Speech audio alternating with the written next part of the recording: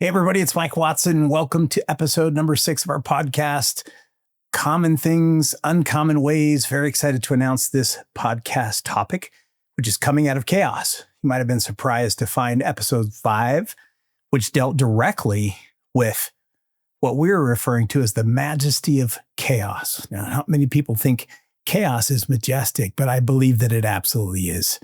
Now, to share with you how compelling chaos might be, and coming out of chaos, how that might be, or look, I've got some terms here that I thought about naming episode 6, which is all about how we reinvent ourselves, all about how we rebuild ourselves, all about how we become a better version of ourselves due to the chaos and the issues that we went through.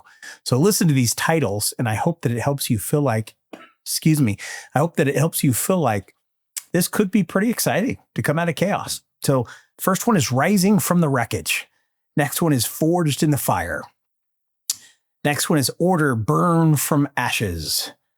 Born from Ashes. From Ruin to Radiance.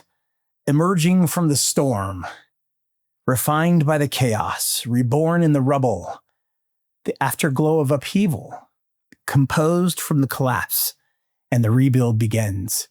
So we want to talk about coming out of chaos, because I'll tell you what, life is chaotic. And there's a couple of layers of chaos. There's total demolition of your life, total destruction, total time where everything seems like the whole world is coming apart.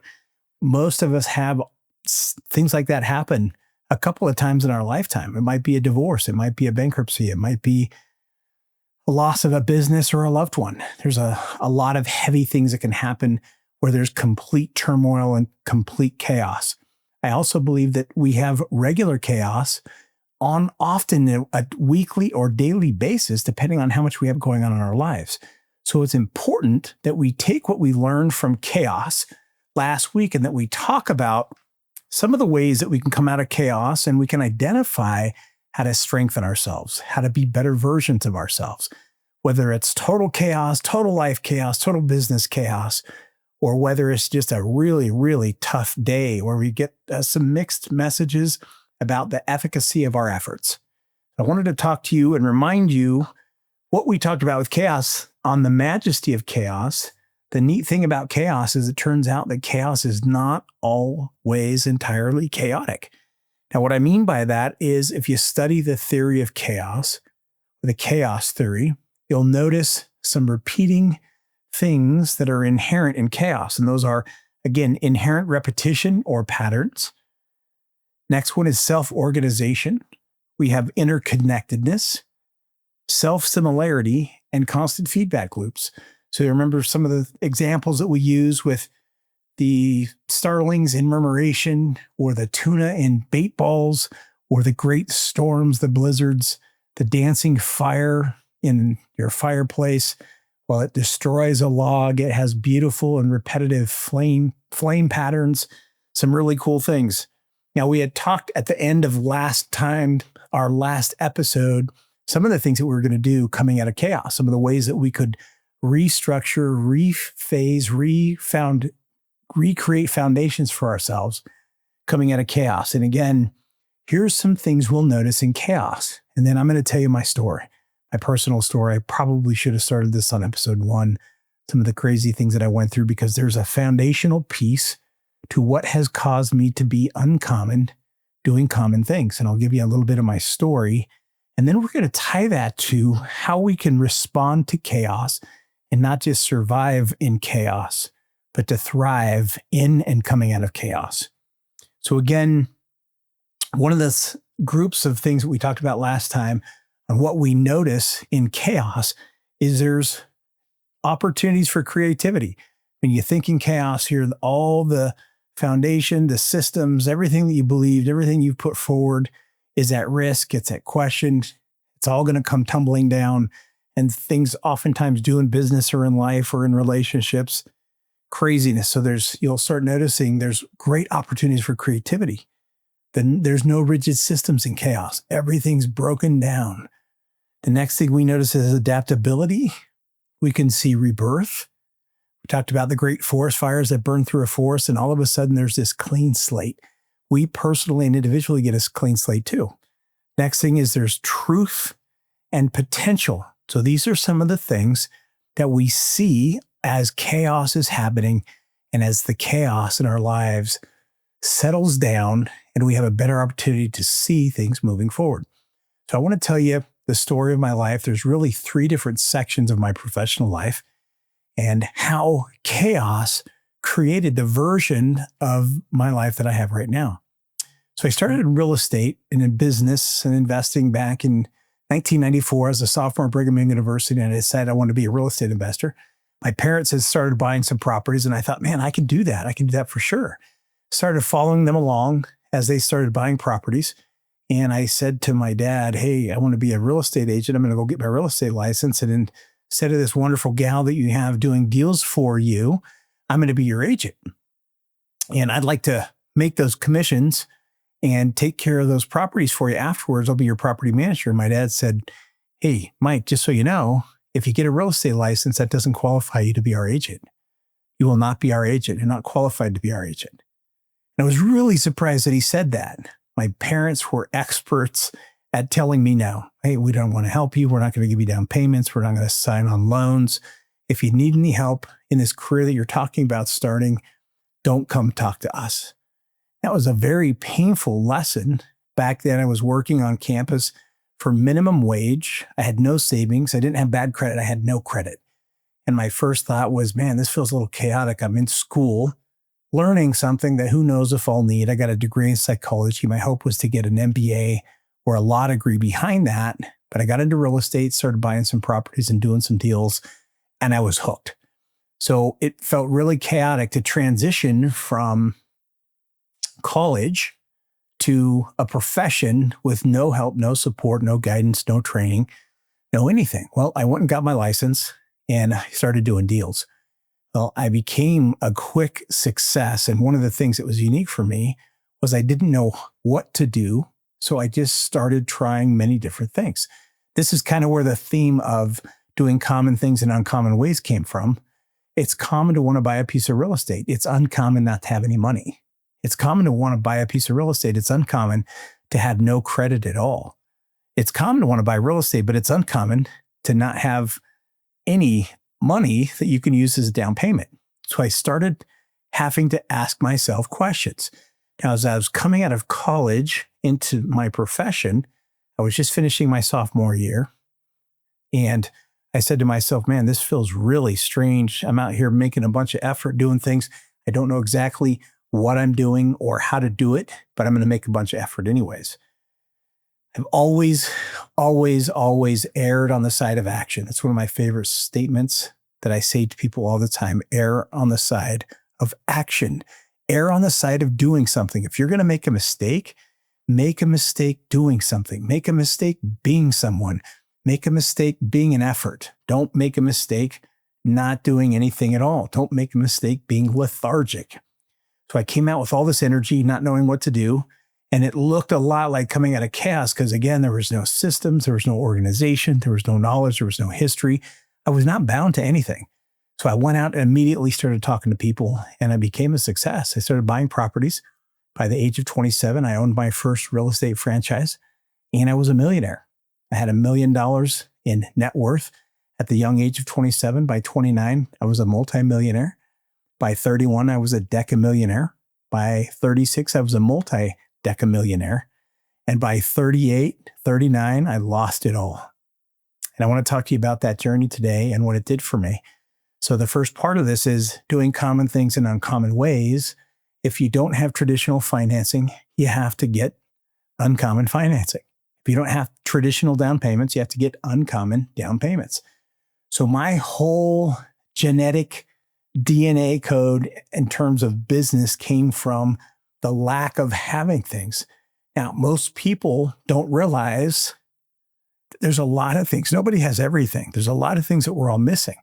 And you can sit there and look at that as an advantage, or you can say to yourself, I've got a clean slate. I got a perfect opportunity to go out here and try everything because I literally, wait for this, I literally have nothing to lose.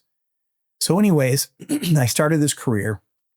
I became a great success, set up a wonderful, wonderful business. I had 650 homes and apartments in 11 states. I had 9 developments going. I owned 8 companies. I had 53 employees, and I built from the age of roughly 23 to 38 an unbelievable business. And I thought there's nothing that could go wrong here. Well, many of you know that the crash in the real estate market, the worst crash of our lifetimes, happened in 2008 and 9. And I was actually kind of excited when I found out this crash was coming, because I had enough cash flow and enough properties and enough equity that I thought there's no way that my portfolio could come tumbling down, and I'll end up being a predator in a good way, meaning I'll have capital, I'll have credit, I'll have the ability to buy as many properties as I want. What I didn't know is how severe it was going to be, how deep it was going to be. And I had about 5,000 creditors that owed me money, me and my company's money, and they stopped paying almost all at once. And it became very, very difficult to maintain my businesses and pay people during this time when no one was paying me. So this indefatigable, amazing business that we had with this amazing cash flow that I thought couldn't come down, it started to come down. And one of the things that I learned very quickly was that, gosh, I had all these positive cash flows from properties and positive cash flows from businesses that I had set up where people owed me money and made monthly payments. And then on the other side of that, everyone stopped paying. So I got down to where I had some real trouble. The biggest mistake that I made, I owned $20 million in raw land. And I had about $20 million in debt on that at high interest rates. And the massive cash flows from other parts of my business were way more than enough to offset that during normal times. But when everybody stopped paying, it became very difficult. So it came down to the fact that I had all these payments on raw land and I had all this net positive cash flow on my apartments. And I said, I can take the net positive cash flow on my apartments and I can use that to pay the debt on the land, and I'll get through this. I'll find my way through this and we'll make it work. Well, unbeknownst to me, in the fall of 2009, Hurricane Ike hit the Gulf Coast in Houston. And at that time, I had over 300 homes and apartments in Houston. And overnight, with this hurricane, I mean, you talk about the very definition of chaos, right? The hurricane came and displaced about 65 of our tenants overnight. So about 65 of our units became uninhabitable, and we lost those rents. In addition to that, it took some of the insurance adjusters almost a year to come look at those properties and see what needed to be fixed, how to issue checks and all those things. And losing 65 rents a month in the middle of barely making it was the death blow. And isn't that interesting that it was chaos? And I often refer to this as an act of God. I'll come back to that phrase here in just a minute. We oftentimes consider nature or natural chaotic events like floods or hurricanes or tempestuous storms or any of those types of things. We refer to them as an act of God. So what I can tell you so far is during that time frame, my ego had grown much faster than my portfolio had. I was very arrogant. I was quite condescending. I was very sure of myself. And as the writing on the wall happened, I got that phone call the next morning after this hurricane in Houston, and my partners in Houston told me about this. I literally hung up the phone, looked up at the sky to my heavenly Father and said, this is going down. And I knew right then that my businesses were going to crash and I was going to lose everything. So there was this mini chaotic natural event, an act of God. And I was very upset there for the next couple of months. I did all these things right. And yes, I was massively arrogant. And yes, I was a difficult person. But at the same time, I helped a lot of people. A lot of people made money from my businesses. There were a lot of careers that were supported by my companies. And I said, we're going to threaten all this. I said to the Lord, we're going to threaten all this. We're going to lose all this. And is this over ego? Is this over changing the course of my life here? Was it that bad? And of course, over the next 2 or 3 years, I went through 8 or 9 dozen foreclosures, 8 or 9 dozen lawsuits, 5 governmental or quasi-governmental investigations, a bankruptcy. My wife of 17 years divorced me, and I lost everything. I literally lost everything. This wasn't just a business collapse. I lost everything. And one of the things that I went through with all the lawsuits and these civil government agencies reviewing my businesses was there was these constant questions, these nagging questions, all of these interactions that we had at this time that literally listed and questioned me. Why didn't you run your business this way? When you were doing this with this property, why didn't you consider doing this, this, and this? Why didn't you? And I got what was interestingly almost the best education out there in reviewing all of this destruction, all of this loss in slow motion over about a 2-year period until I ended up filing bankruptcy in January of 2012. I learned an enormous amount of information. So we went from chaos, which was switching from our college career to a young professional, to building up this amazing transcendent business that was making millions of dollars and losing it all, which set me into a bigger chaos. Think about that for a second. You lost your marriage. You lost access, full-time access to your kids. We lost eight companies, 650 homes and apartments, 9 developments. And I lost my reputation at the same time frame, being accused of a lot of things that ended up not mattering and ended up not being true. But I'll tell you, in the moment when you're accused, it doesn't matter whether or not you did what you were or were not accused of. Nobody cares about that in the moment. So I have this complete and utter annihilation. Now you're asking me, Mike, how painful this sounds. How could you talk about in episode 5 of the podcast, the majesty of chaos? And I'll tell you what, there's some unbelievable things that came out of that. Remember a minute ago, I told you I had 8 companies. We did just about everything. Every type of real estate investing, we had a company or we had strategies.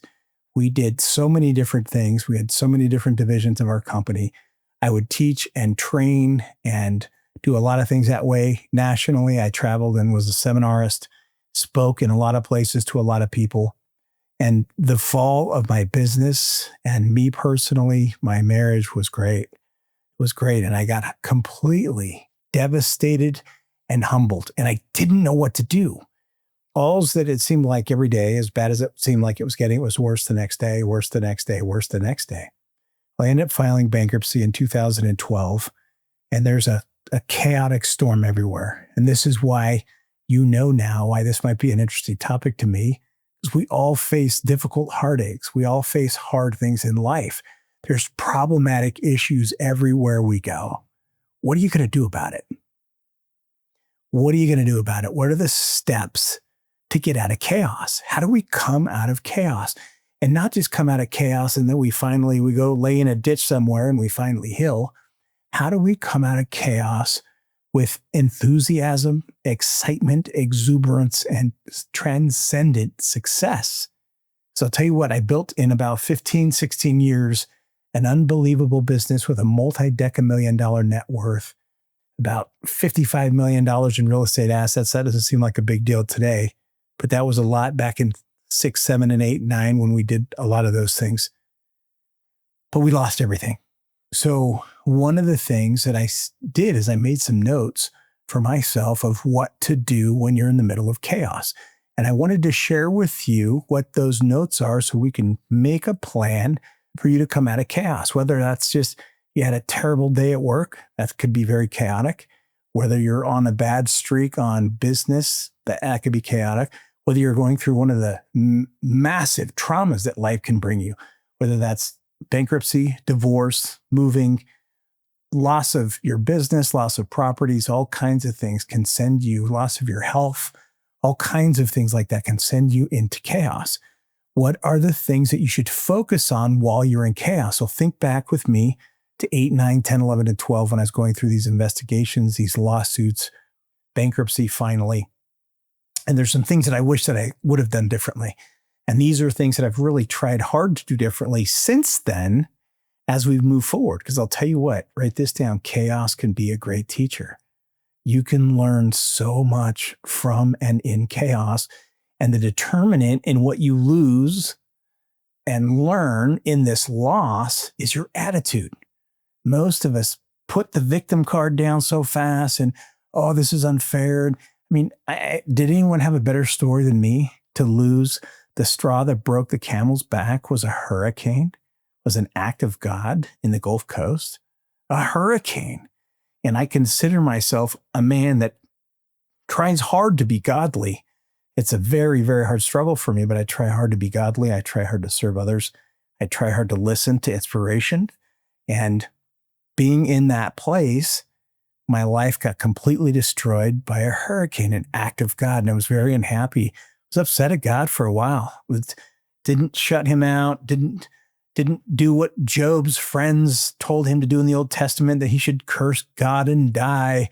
But boy, I was upset for a while. I'll tell you what, I was upset.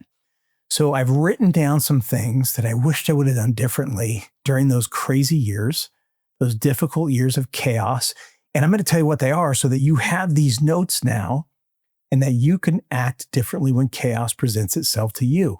Either a small chaos of an incredibly difficult day or week to gigantic chaos where you could go through like I did. I went through governmental investigations, lawsuits, foreclosures, divorce, the loss of my kids, the loss of 8 businesses, 53 employees, the loss of all those things were brutal and devastating all at the same time.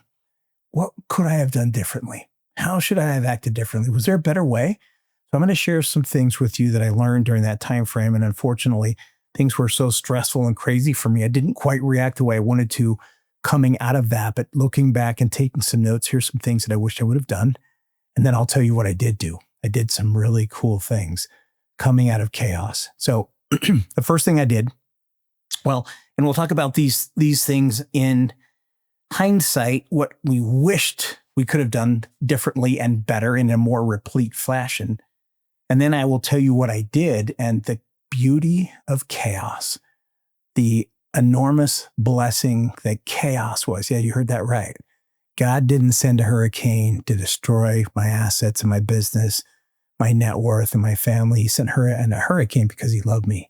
I don't think that's something that happened to me. I think it's now something that happened for me. And I'm going to talk about that more in here in just a second. But here's some things that I wish I had done a little bit differently or had more of a present mindset, because I lost myself in victimhood in a lot of ways. I was walking around like a poor baby me. And I'll tell you what, as much as you think you know and as strong and as indomitable as you think you are worthless when you operate in victimhood. When you stand in victimhood, you're a victim instead of a victor. And that's one of the things to consider here.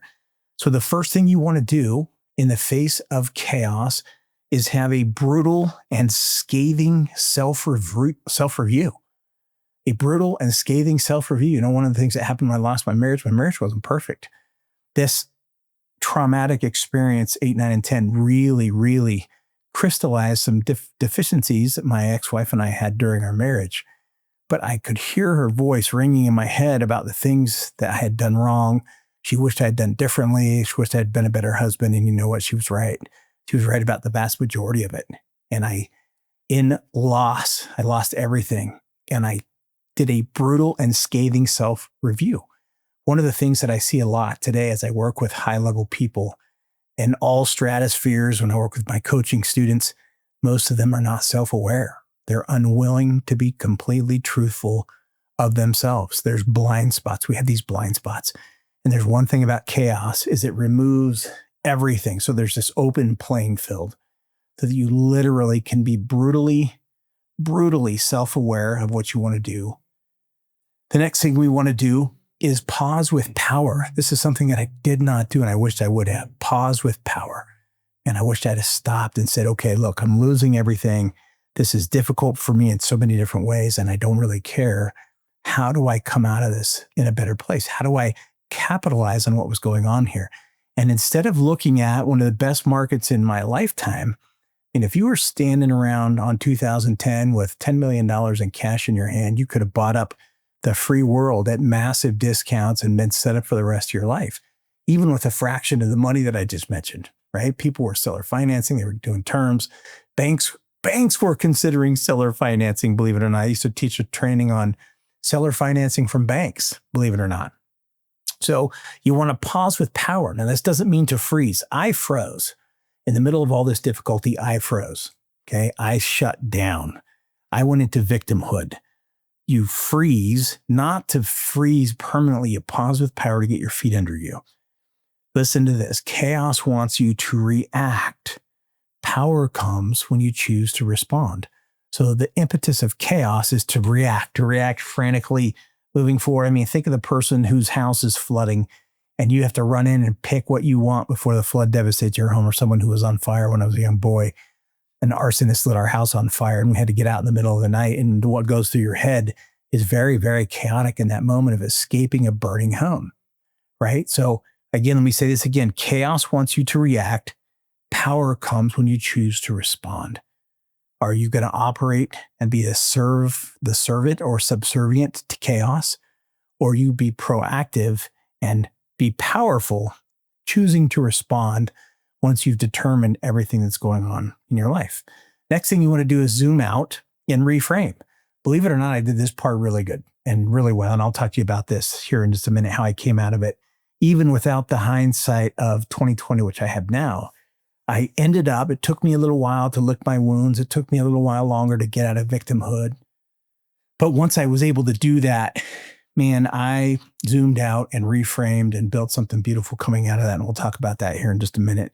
But you want to take the question of why is this happening to me and turn it into what is this doing for me?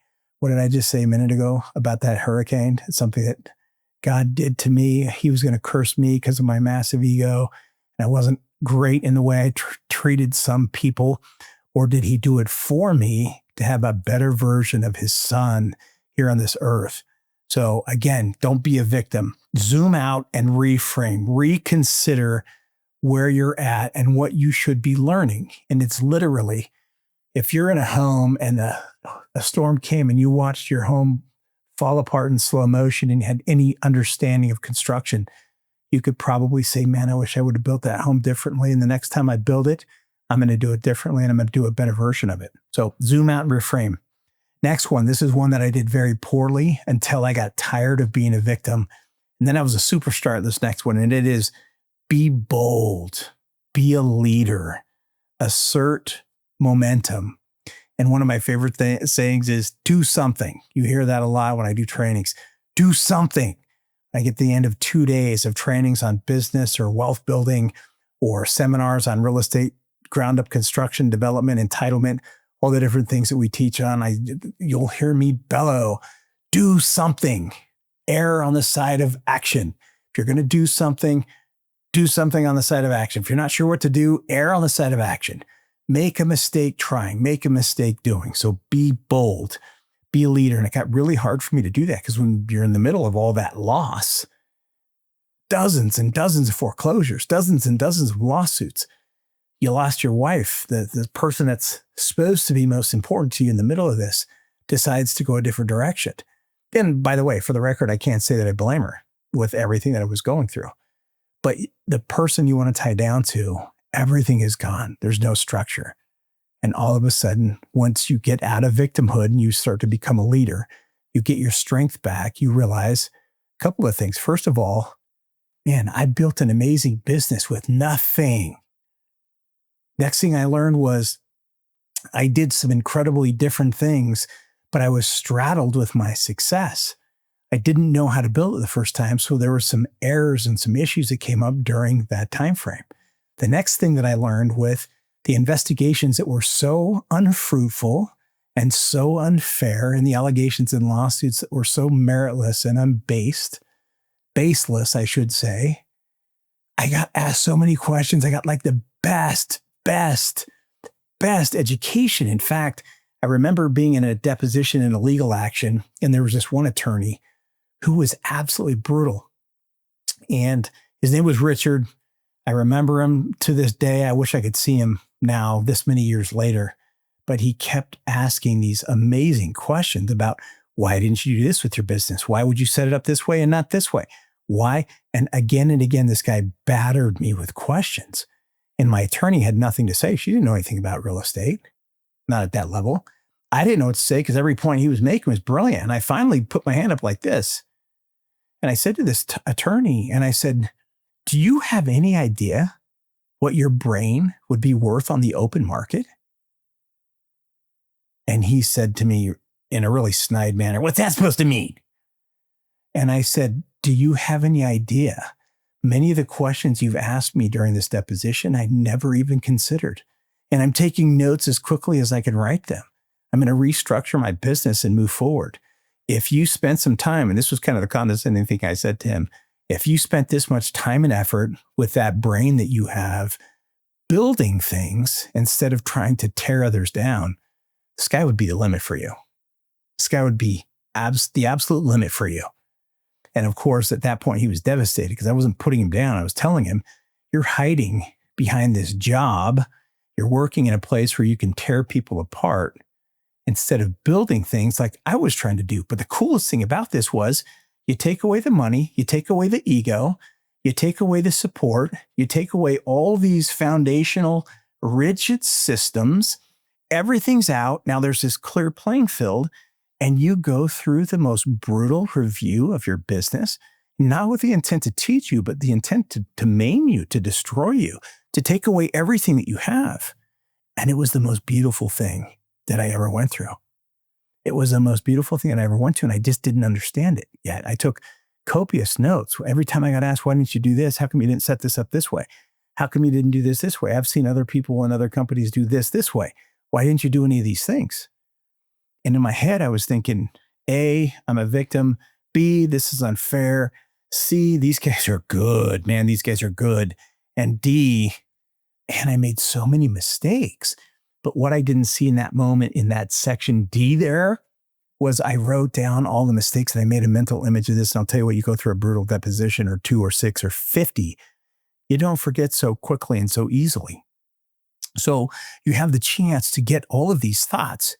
Anyways, I took a break from real estate. I said, you know what? I got to go do something else. I got to get my bearings straight. I got to lick my wounds. 13 and 14, I went out into the private sector and started doing things other than real estate. And I still dabbled in real estate and did a few things here and there, but I was licking my wounds. I was laying in a ditch. That's the way I like to tell the story. I was laying in a ditch on the side of the road.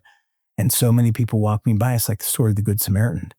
So many people walked by the guy that was in the ditch in the road until the Good Samaritan came along.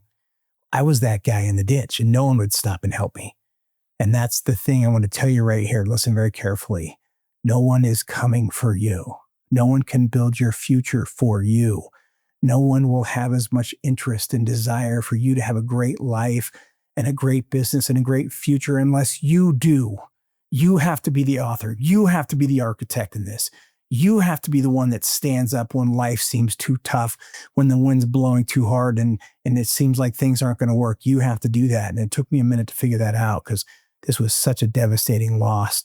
No one helped me out of the ditch. I finally realized I could stand up on my own. I could stand up on my own with this amazing loss, but this even better education than I had gotten. So again, the next part of coming out of chaos is what was beautiful for me, which was build on first principles. What are the first principles in your life going to be? What are the first principles in your business going to be with a reset or a redo or a do-over or coming out of chaos like this? And let me tell you a little secret. You don't have to have your life destroyed to be brutally self-introspective, to be brutally self-aware, to give yourself a scathing self-review. You don't have to do those types of things. There's lots of guys out there like me who have been through these massive traumas who would be more than willing to be available in a sounding board. And I can't tell you how many people have heard some version of this story, whether it's the short one or the long one. It's going to be the very brief one today, but have said, man, that's a guy I want to work with. Can you believe that the reflex that people have in hearing bits and pieces of what you're hearing today is I want to work with that guy. And in fact, I've built a beautiful business with my wife since then. And a lot of people work with us. And one of the things that I say all the time in telling this story is most of the people that work with me now don't work with me in spite of what happened to me. They work with me because of what happened to me. We went through something absolutely brutal, and we got a world-class education by some brutal, savage attorneys. And the one thing that I learned too is that almost everyone that was involved in legal issues with me lied. Some of them lied a little bit, some of them lied a lot, and some of them, all they knew how to do was lie. And it taught me that I hadn't protected myself nearly as much as I should have. And there were layers of things that I was going to do the next time. So this next part of coming out of chaos, it's crucial for you. Again, whether it's a one part issue, maybe you have a health issue and it's just one part of your life instead of a sweeping, massive trauma like I went through, is build on your first principles. And here's some of the things that I went through when I decided to restart my business. Now, again, I was a victim for a couple of years there. I went out and did some other businesses, which I did pretty well. I set up an advertising business that I ended up selling. I ended up going into leadership in a call center that sold things related to real estate. And I was very, very productive and enjoyed it quite a bit because I wasn't the name or the face of the business. I wasn't carrying the business. I could get in small groups of people and do very, very good things. And I made a pretty good living at that point. But here's the thing. You got to come out of chaos and build on principles. So the process in that for me was I studied and studied and studied and overstudied. What did I do wrong? What went wrong? What were the flaws in my business? What were the flaws in my personality? What were the flaws in the massive ego that I was carrying around? What were the flaws in the interpersonal relationship that I had with people? What were the flaws in the systems that we had? And literally, how was I not using leverage? When you look at the laws of leverage, you'll never be bigger than yourself until you learn how to leverage. We leverage people, properties, systems, and capital. People, property, systems, and capital. That's what we leverage. How could I leverage those things better? How could I leverage those things in a more mutually beneficial way? I employed 53 employees before the crash, and most of them were not people that I treated super well. Now, I felt like they were paid fairly. I felt like it was a good environment in my office to work there. But as far as me being the best employer they ever had, I highly doubt most of them felt that way. I could have done better. So what were the things that I learned and how are things going to be different this time?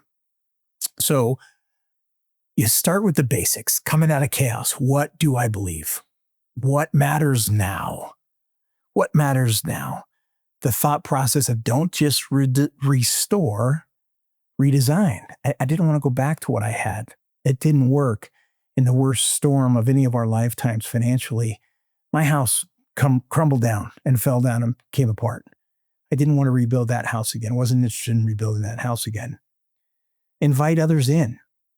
Instead of just doing it alone, bring others in, bring partners along, bring others that will benefit you. And again, one of the neat things about chaos is it can unite you instead of divide you. Chaos can create clarity, courage, and creativity. The 3 C's of chaos: clarity, courage, and creativity. Those are the keys to surviving chaos. So let me paint the picture for you. I filed bankruptcy in 2012, 12, 13, 14. I'm out in the workforce. I'm doing business. I'm having some success, but I'm carrying around the victim card still. And my kids drove me nuts. I had some children and they remember seeing dad on stage and dad traveling, and dad had properties and we were very well off financially. My kids just kept saying to me, "Dad, when are you going to restart your business? Dad, when are you going to restart your business?" And they weren't being negative or judgmental with that. They were excited. Hey, and what they were saying to me was, "We know you could do this. When are you going to do it? Well, what are we waiting for here?" And it was so simplistic, right? And I finally said to the kids one day, I had one daughter that used to ask me a lot and it really bothered me. I wish she would stop asking, but she was inspired. She said, "Dad, when are you going to start your business again?" And I finally answered her the truth. "When I'm done being a coward, I will start my business again. I'm afraid of what people will think. I'm afraid of how it will look. And I'm afraid it's starting with less than 0 and trying again. I'm afraid. I'm a scared victim. And the minute I get out of victimhood, I'll start my business again."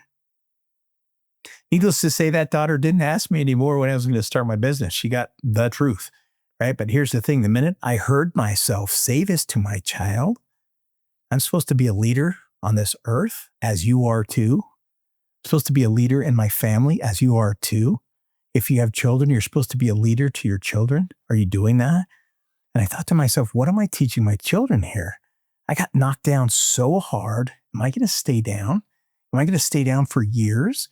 So I immediately started recrafting my business. Now, here's the fun thing about this. Watch this. So I started my business in 2015, started doing some things. And then I got married in 2016. My wife and I really restarted the business. I had done just about everything in real estate, right? We did foreclosures. We did trust deeds. We did auction sales. We did fix and flips. We did long-term holds. We did carpet and paint rehabs. We did construction. We did development. We did all kinds of stuff, entitlement. We had capital companies, publishing companies. We did all of these things. And I said to myself, what's the one thing that I want to be good at?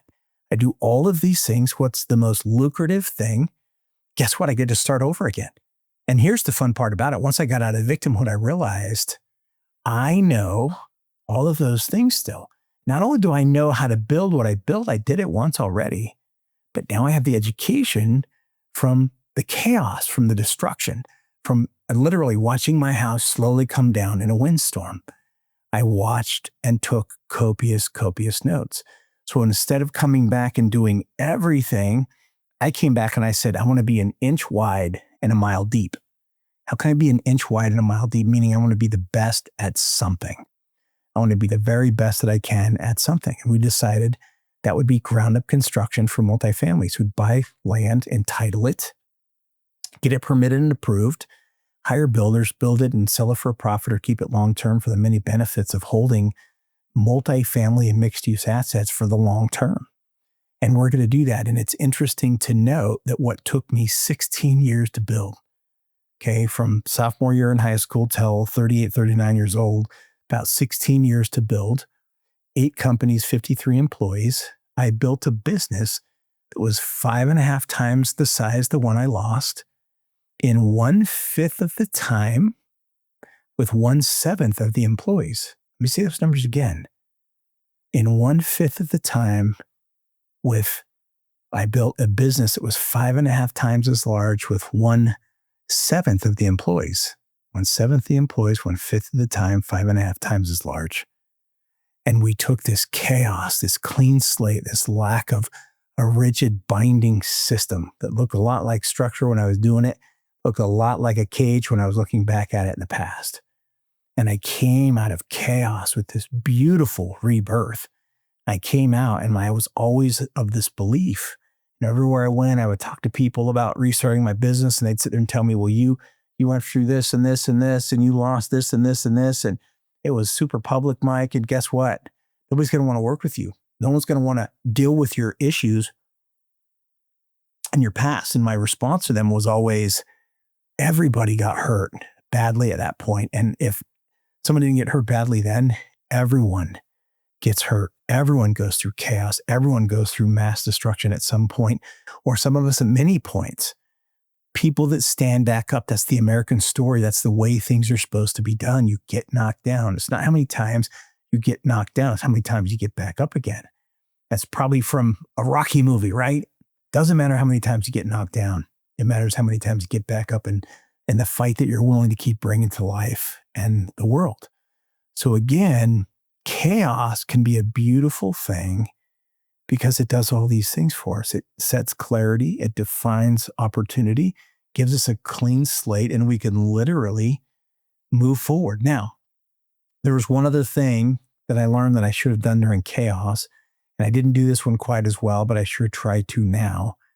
And looking in hindsight here is you want to stay soft in the storm. You want to be malleable as the storm is happening. Take great notes. Be teachable, soft. Be humble, soft. Be warm, soft. Don't be angry. Anger and victimhood are the antithesis of what it takes to learn.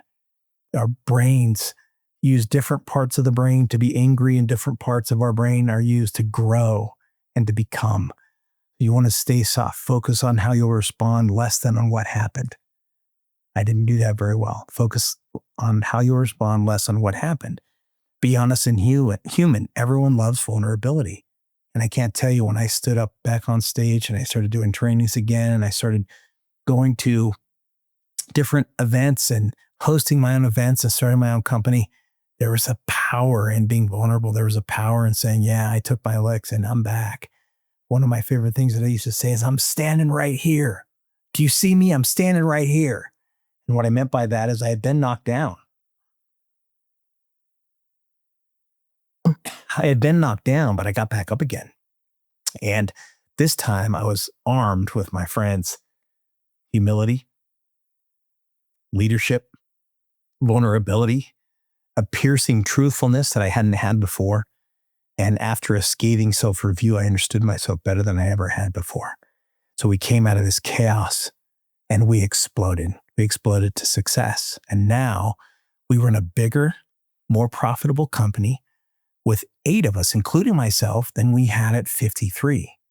The number of assets, the number of units, the amount of equity, cash flows, all of those things are exponentially more than the business that I lost.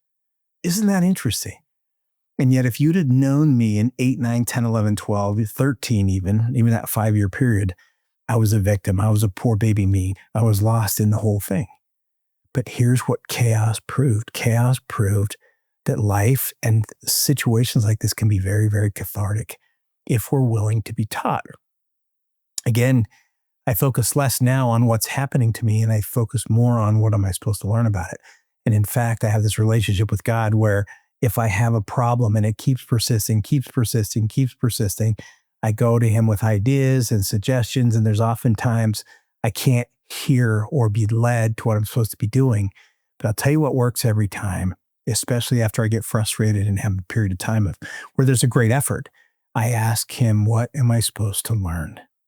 Father, clearly this is happening to me because I'm supposed to learn something. What am I supposed to learn? And soon, sometimes immediately, I learn and am inspired with what I'm supposed to be learning, and that problem's not a problem anymore. That problem's a big blessing.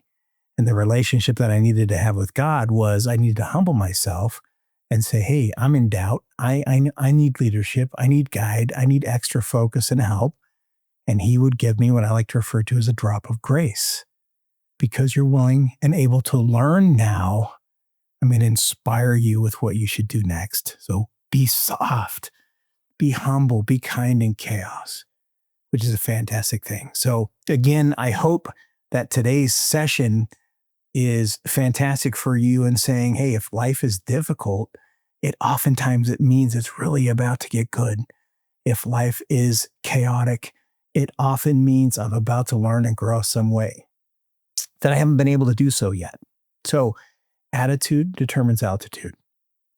Guys, I've had 3 lifetimes. Lifetime number 1, and this is post getting out of my parents' home, of course. Lifetime number 1 was an incredible building phase where my ego ran wild. My efforts were in massive amount of effort that we made. We had great success. That was lifetime number 1. Lifetime number 2 was the loss, the damage, the crash, and the cathartic, chaotic, life-changing event. That was lifetime number 2, and lifetime number 3 has been the rebirth. How have things changed? And I'll tell you what, if you're watching this now, we're in 2025, and in my space in multifamily, there's been some really, really hard trials across the country. And because of the changes, there's a training that I do sometimes. It's the 16 things I learned when I lost everything. Pretty cool training. The 16 things that I lost when I learned everything. I was able to put all of these things in place. And because of my willingness to be humble and taught and to do the 16 things that we were supposed to do, I was supposed to learn and put in place, my business has been more robust and stronger than others have been in the past. And I often ask myself, man, would this be like 2008, 9, and 10 for me in this space, this ground up construction multifamily space, had I not made all these additional changes to my business? And I think sometimes that it absolutely would. It absolutely would. So being teachable, being humble, being willing to learn and grow and do things differently out of chaos has given the next time we've come to chaos, because many would consider in multifamily and housing and in real estate the last 2 or 3 years, coming out of COVID and then all the interest rate changes and all the things that are happening with the federal government, some would consider this a super chaotic event. This is certainly not at the level of 2008, 9, and 10, but super chaotic event. And yet there's more clarity more foundation, more security in what we're doing right now. And we've been able to weather the storm thus far. We pray every day that we'll get through it and we'll return back to prosperity like things were when we started and rebuilt this business for ourselves. We have every confidence that that will happen. But this is an episode for you on chaos. When things are difficult, learn. Don't protect, hunker down, hide, and get into a bunker. Open up, listen, pause, learn, grow, stay soft in the storm. And this will turn into an opportunity where chaos will be your teacher and not your destruction. We'll catch you on the other side.